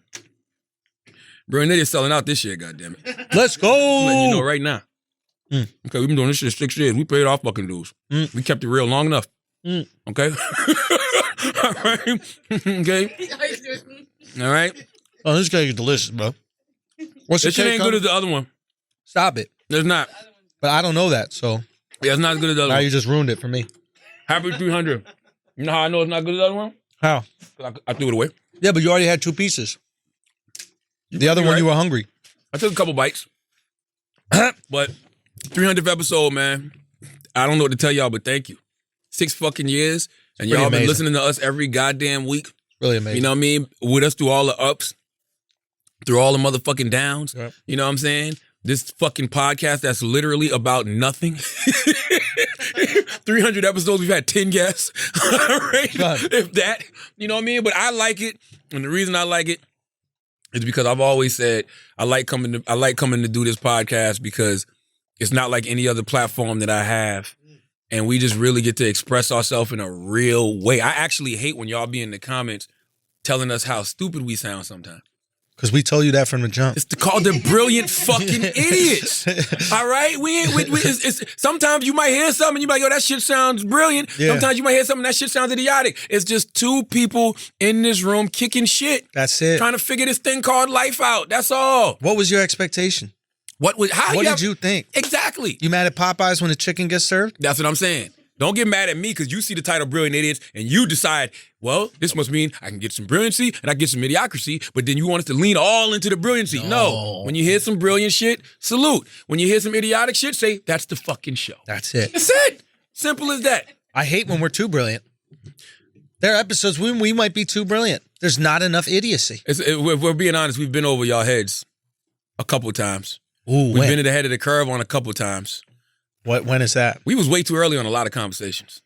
Oh, yeah. Yeah. Oh, yeah. We was having the race conversations before Trump was in the White House. Oh, yeah. We've been talking about race before it was a thing again in America. Like I'm talking about like in a real way. Yeah, like early on. Early. Engine room early. Ooh, come on, man. Remember the Combat Jack episode we had? R.I.P. Combat. Yes, man.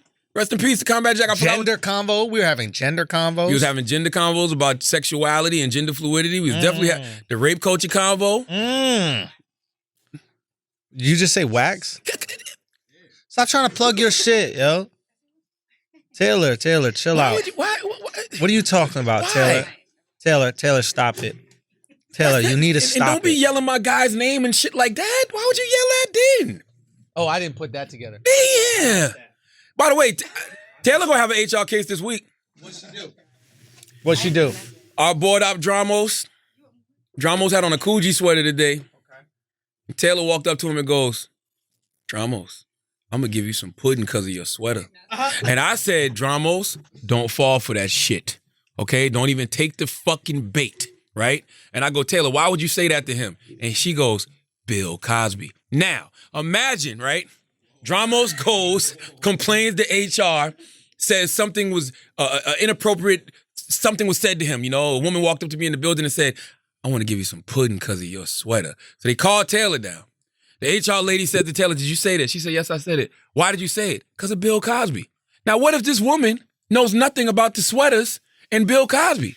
She just think you a fucking creep, and Bill Cosby influenced you to be a creep. Yeah. And the pudding you gave this person was gonna have some drugs in it. Yeah. You're skating on thin ice. Thin ice, bro. You are skating on thin ice, sweetheart. Fucking ice, Taylor. Yeah, get that fucking cake away from me, please. All right. And if you eat another piece of that cake, you're gonna fall through that thin ice. Okay. Somebody didn't have a New Year's resolution. Okay.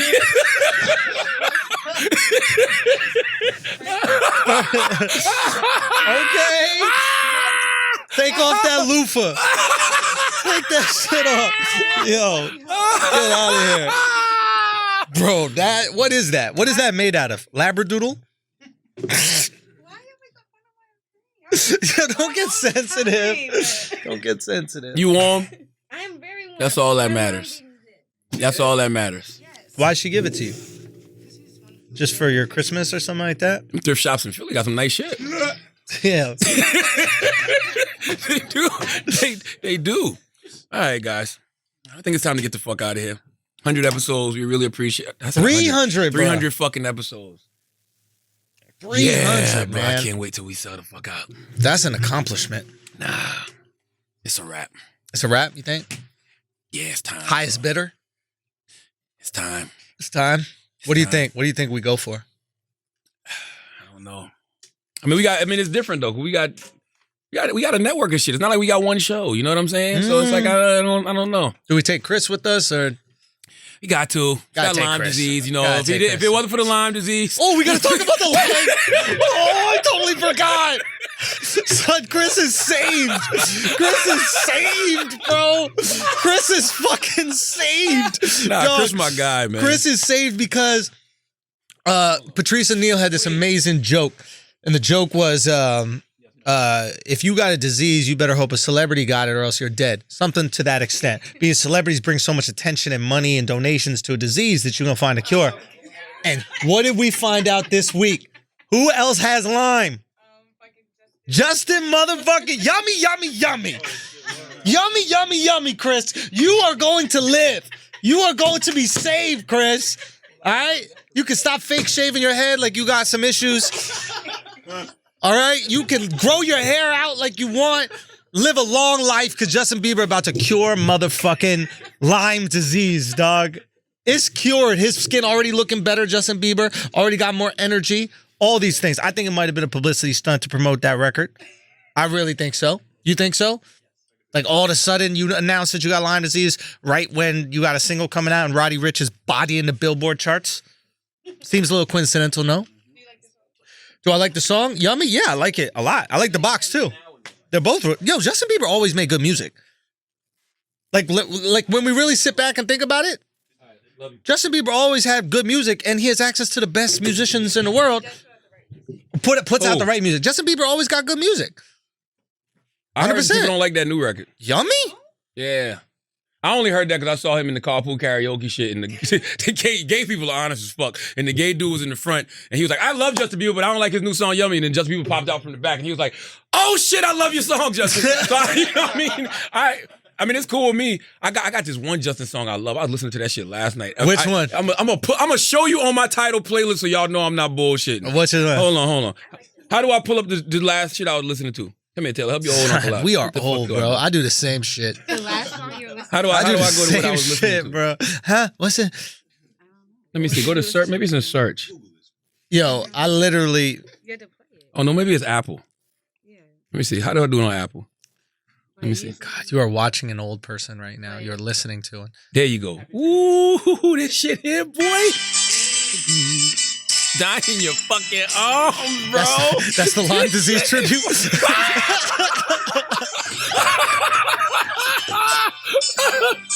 This shit here goes so fucking hard. That Justin Bieber died in your arms. Y'all act like Justin Bieber ain't talented if you want to, That's bro. what I'm saying. I don't know how that Lyme disease gonna impact him, but I think it's the truth. Oh. hey, Biebs. Biebs gotta get rid of the mustache though. He looks so fucking creepy. With that mustache, Bieber looks like a guy that hangs outside of his concerts in a white van. I'm serious. It looks like he's waiting for him. You wait for his audience, his fans. This shit hard. So what happened with Chris with Lyme disease? The celebrities bring all the attention. They're going to cure the disease. That's how the shit works.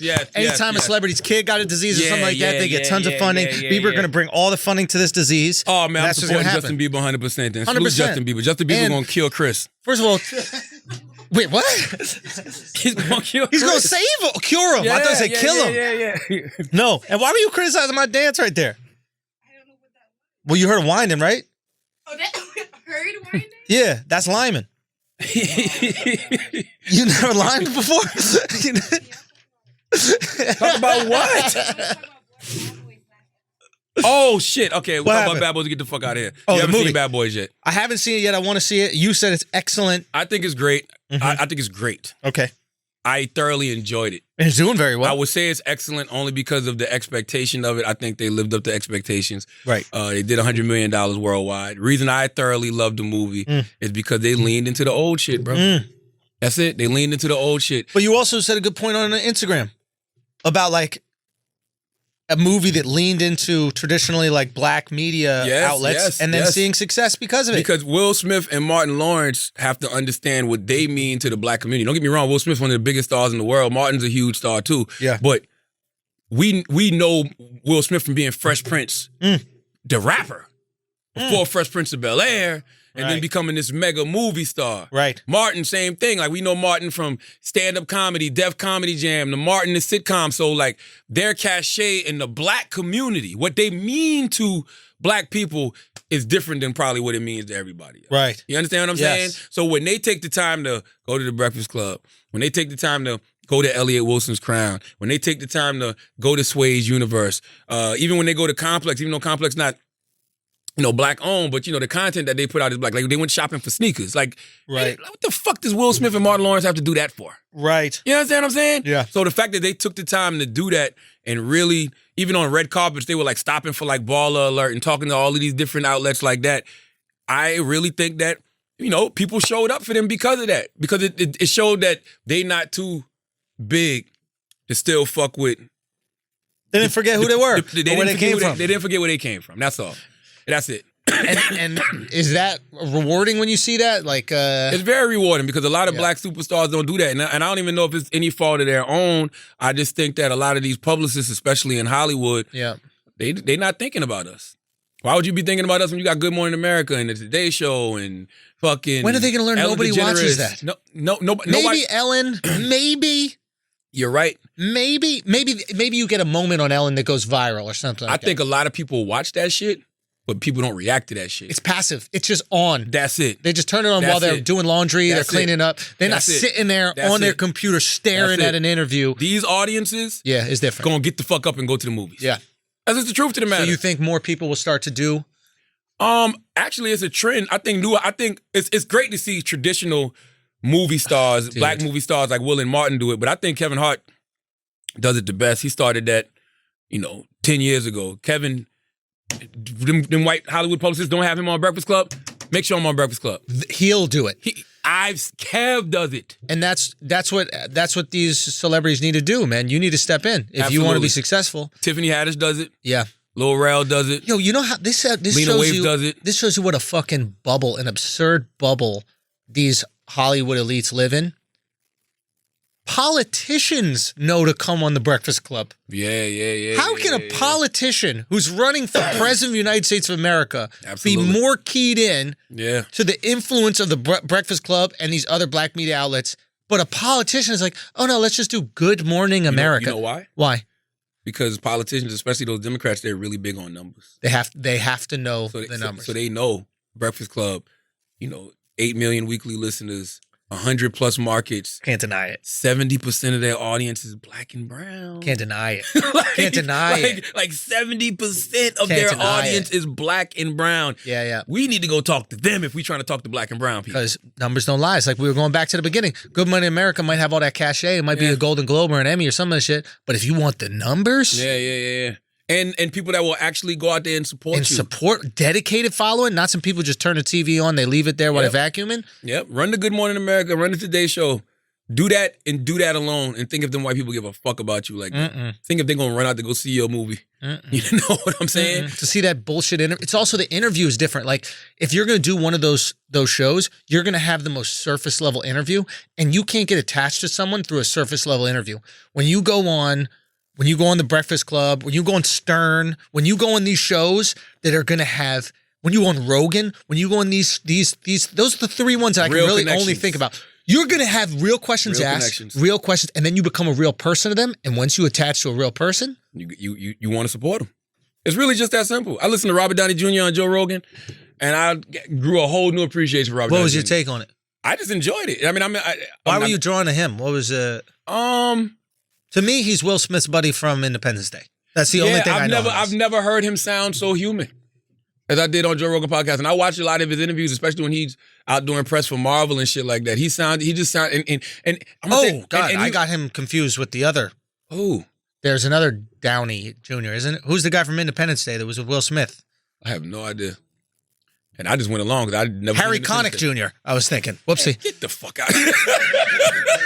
Salute to Harry Connick. I fuck with Harry though. Yeah. My bad. But go on, Robert Downey. But Robert, he just sounded very, very human, and he actually listens to Joe, and he's into martial arts, which I didn't know. Yeah. So him and Joe connect, and once you get that one connection, that's it. You open.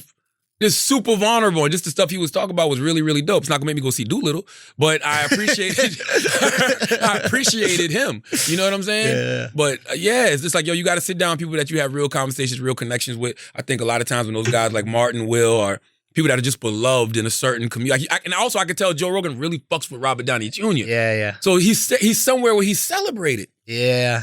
And that's what it is when you have these Will and the Martins and they go to these places like, bro, you're celebrating. Ain't no love like black love, bro. It's different. You know what I'm saying? Like, it's what am I supposed to say to that? You get it. You get it in a lot of ways. But it's just, no, I understand what you're saying. I mean, it's just a dope ass love, man. So yeah. No, it is. It is a community that comes out and supports. And yes. I've been so fucking blessed and lucky to see that happen, not only with like the black community, but when you see these shows, people come out, like we have Indians will come out in groups of fucking 10 to these shows. Asians will come out. Mexicans will come out. You see these groups. Mexicans come in packs too? Son, come in packs, all in the same car.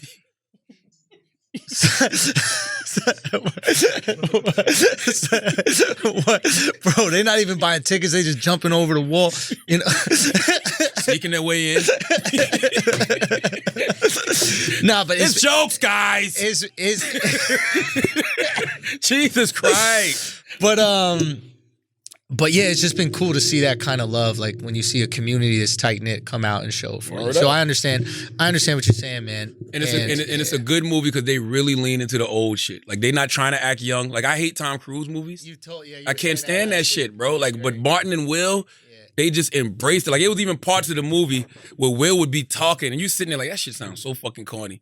And then literally the next line is, why the fuck are you talking like that? You ain't 20. Like, so it's just like they leaned into it and it just made for a great film. And they set up a part 4 beautifully. Yeah. Like that is like in an organic way that makes you be like, all right. Yeah, I do want to see that. I fuck with that. I want to see more of that. Yeah. So, yeah. I'd love to see Martin have another resurgence.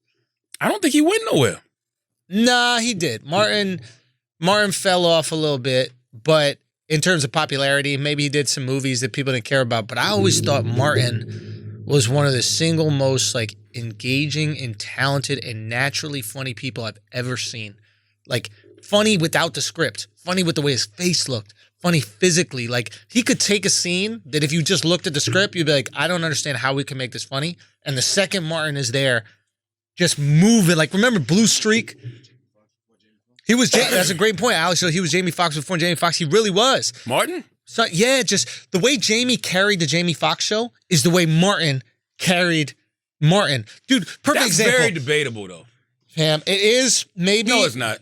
It is maybe. I mean, I love Jamie. No. But Martin carried the fucking Martin. Yeah. You remember that scene with the little kid when the little kid goes to Martin? Martin, I just wanted to go with you guys to Arizona, and then Martin just goes, Martin, I just want to go with you guys to Arizona. He just mocks a little kid. There's no way that's in the script. There's no way the director's going to mock a 7-year-old. But he just knew what was funny in the moment, and he would always go with it, man. Only reason I said, I thought about it just now, like you say Martin carried Martin. I don't disagree, because Martin had so many of those characters that we love. But he had a great cast, bro. Gina was great. No one's Cole denying was the cast. great. Yeah, Tisha Campbell was great. Tashina Arnold. Damn. I like to say their real names, but I can't remember now. Man, shut up, white man. You never watched no Martin. For the record, he's speaking to Angelo. Angelo, yeah. I'm speaking to half of Angelo. All right? Listen, All I'm saying is it'd be cool to see him, man, and like he's going on tour. I know he's on tour. He's posting YouTube clips too. We got his YouTube stand-up clips going. It's been cool to see, man. Listen, as always, if you listen to this podcast, you think we're smart, you think we're intelligent, you think we're brilliant, you're absolutely right. If you listen to this podcast and you think we're just a couple idiots who don't know shit, you're right too. It's the Brilliant Idiots Podcast. Thank you for listening.